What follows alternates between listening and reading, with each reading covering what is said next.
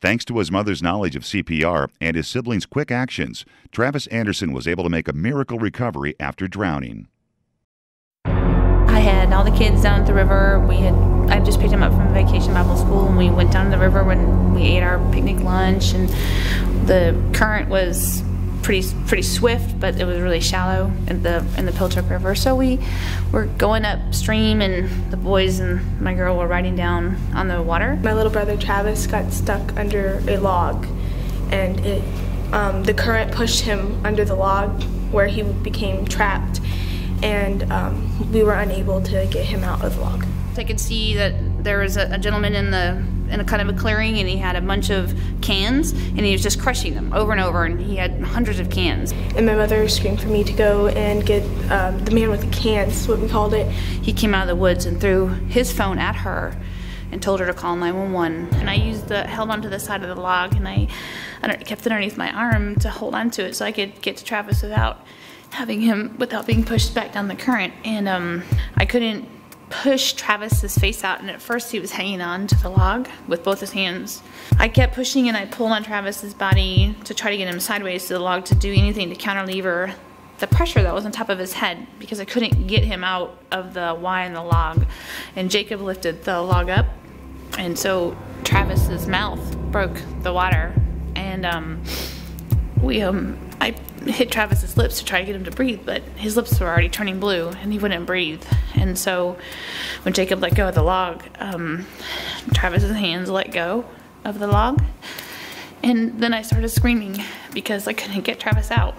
At the same time, the man that Tally had went and got came, and he started crawling down, and his pressure, his weight on the log actually pushed the log down far enough that the current that was holding Travis's head stuck in the Y was released, and Travis's body, I could pull him out, and he started to float down the river. So I held him up on the bank, and he was definitely not breathing, and he was not a good color at all. When they first dragged him out of the water, he was not breathing, and they couldn't find any pulse. As soon as I got the top half of his body out onto the bank, I started CPR. When the paramedics got there, they tagged me out, and I switched sides.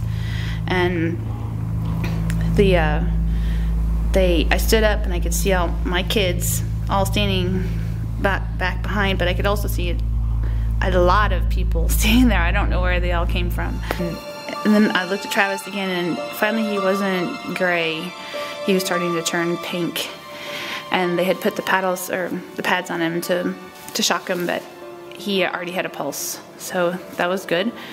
And then they just started discussing how they were going to transport him to the hospital, and they decided that the helicopter was the fastest thing, and so he got to go on the helicopter, and the rest is, actually, it was when he arrived at the ER. I know at Seattle Children's, the prognosis was very poor because of his blood chemistry when he arrived.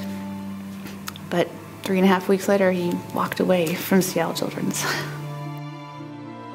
This wasn't an any more significantly dangerous situation than we play in often. But to be recognized as a hero it kind of feels awkward. It's not a reward that I would have aspired to. It was, Jacob and Talia that, if it wasn't for them, I mean, I couldn't have done CPR forever. So they were a huge help as well. And also the person, Don, the river, the man that, if he wasn't there, I don't know how I would have ever gotten Travis out of the log.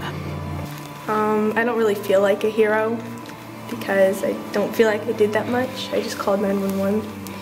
But I know that also if someone hadn't called 911, she would have been doing CPR for a long time, and we all kind of would have been stuck still, and it'd be a while before paramedics actually came. I wasn't really the key factor, because the two key factors is the paramedics that came and my mom performing CPR. I'm glad she knew CPR because that was the main key factor in how this turned out.